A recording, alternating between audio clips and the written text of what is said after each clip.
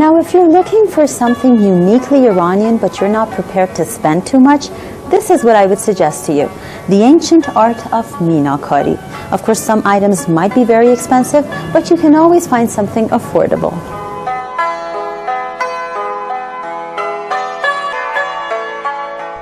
This is what the famous French traveler of the 17th century, Jean Chardin, was quite impressed with when he visited Iran.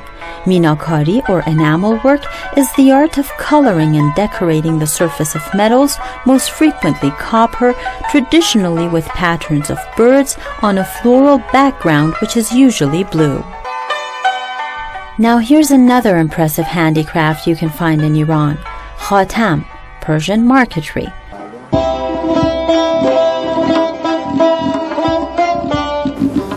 While pottery may not be an art specific to Iranians, but you can take something back home with an Iranian touch, what the rest of the world refers to as Persian pottery.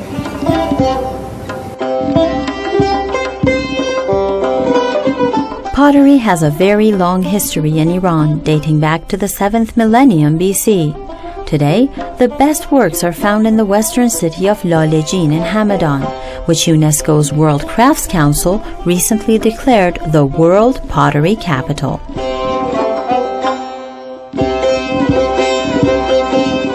Iranians also have a great reputation for being good metal workers, and here's an example. So if you're shopping for Iranian handicrafts, I would definitely suggest that you don't miss out on these. From what I've learned so far, ancient Iranians were interested in decorating almost anything, and they were quite creative in the methods they used. This one is called qalamzani, and it consists of engraving intricate designs on metal. Terme is a type of Iranian hand-woven cloth that dates back to the Safavid period. Now, in case you were wondering, this is where the famous paisley patterns actually originate from.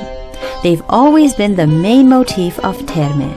The cloth was traditionally hand-woven with silk and wool, but today the process is mostly mechanical.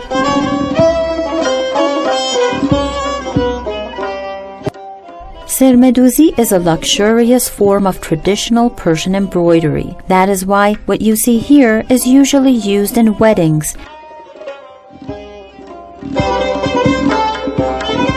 Turquoise is Iran's national gemstone. One of the oldest turquoise mines in the world is in Iran's northeastern city of Neyshabur.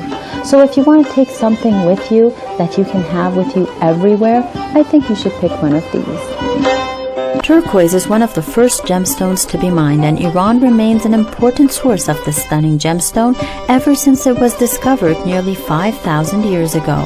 Although Iran's turquoise production is quite small compared to the world's total production, it still sets the standard for quality. Turquoise is not hard, but the Iranian type is usually harder and therefore suitable for jewelry. Now here are some treats to remember Iran by: ajil, or dried fruits and nuts. A traditional snack.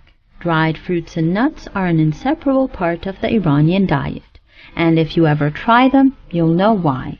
A combination of Iran's world-famous pistachios, along with walnuts, almonds, raisins, dried mulberries, and the all-time favorite pumpkin seeds.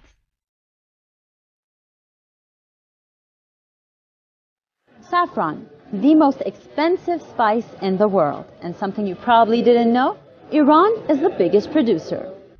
You would need around 450,000 delicate red strands to be handpicked from 150,000 saffron flowers to produce only 1 kilo of saffron.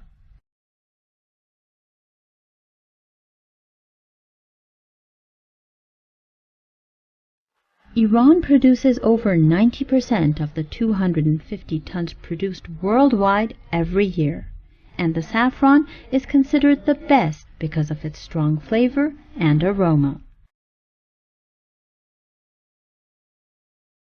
And the most exquisite form of art that you can find in Iran, Persian carpets, something that should not be left out if you're making a list of the top 10 souvenirs of Iran. The Persian carpet is not just a commercial item, but rather an object of luxury, beauty, and art that represents an ancient civilization.